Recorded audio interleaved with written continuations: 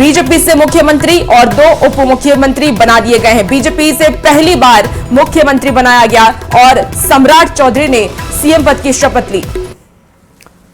और ये देखिए तस्वीरें लगातार आपको दिखा रहे हैं। ये सम्राट ने शपथ ग्रहण कर ली और उसके बाद की ये तस्वीरें। संभवतः यहां पर जन गण मन चल रहा होगा और इस वजह से सावधान की मुद्रा में सभी खड़े हैं।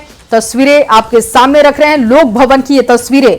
24वें मुख्यमंत्री के तौर पर सम्राट चौधरी ने शपथ ग्रहण की। उनके साथ 2 मंत्रियों ने शपथ ग्रहण कर ली है।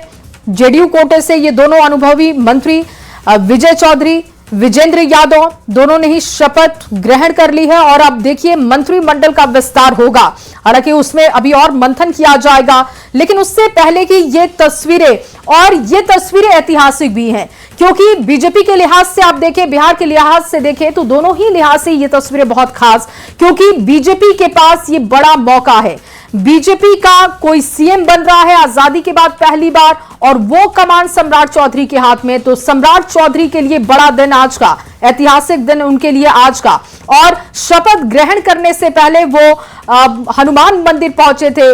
पंचमुखी हनुमान मंदिर पहुंचकर उन्होंने आशीर्वाद लिया भगवान का। और उसके बाद अब वो जब लोक भवन में शपथ ग्रहण कर चुके हैं, उस वक्त की तस्वीर आप देख रहे हैं।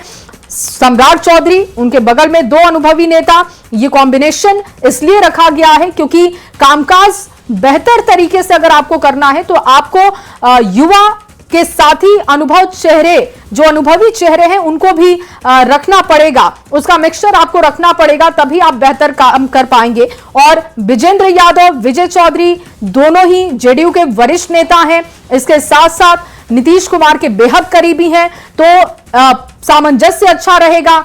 सम्राट चौधरी भी पहले से उन दोनों को बेहतर तरीके से जानते हैं। सम्राट चौधरी, याद होगा आपको कि समृद्धि यात्रा के दौरान पल पल वो नीतीश कुमार के साथ रहे। और अब जब बात हो रही है कि 5 साल का एजेंडा जिस पर फोकस बीजेपी करेगी, उसमें ऑपरेशन लंगड़ा तो है ही। अपराधियों को कैसे ठीक करना है वो काम सम्राट चौधरी पहले से देख रहे हैं। लेकिन ये विकास की रफ्तार जो नीतीश ने शुरू की है, जिसे उन्होंने आगे बढ़ाया है, उसको और आगे ले जाना है, उस पर भी सम्राट चौधरी का फोकस होगा।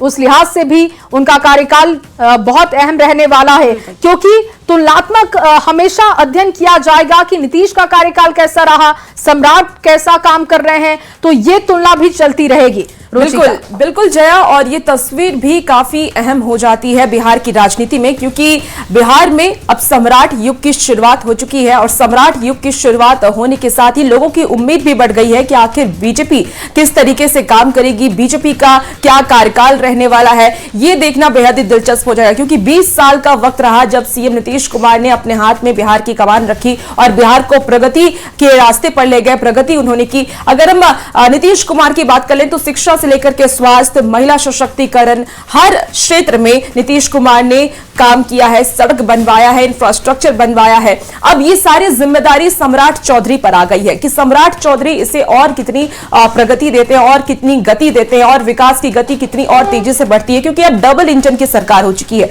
केंद्र में भी बीजेपी की सरकार और बिहार में भी अब बीजेपी बड़े भाई की भूमिका में है। ऐसे में बीजेपी अपने नेतृत्व, यानी कि सम्राट चौधरी के नेतृत्व में किस तरीके से बिहार को और विकास देते हैं, ये देखने वाली बात होगी। हालांकि कई बार ये जिक्र नीतीश कुमार ने भी किया है कि अब सम्राट के ही कंधे पर बिहार की पूरी जिम्मेदारी है। तो सम्राट चौधरी इस जिम्मेदारी को कैसे निभाते हैं, ये तो आने वाला वक्त बिल्कुल। और उसका आज के दिन की ये 3 खास तस्वीरें अपने दर्शकों के सामने रख रहे हैं। सम्राट चौधरी ने जब शपथ ग्रहण की, उस वक्त की तस्वीरें, पद और गोपनीयता की शपथ उन्होंने ली। इसके बाद विजय चौधरी, विजेंद्र प्रसाद यादव, इन दोनों ही नेताओं ने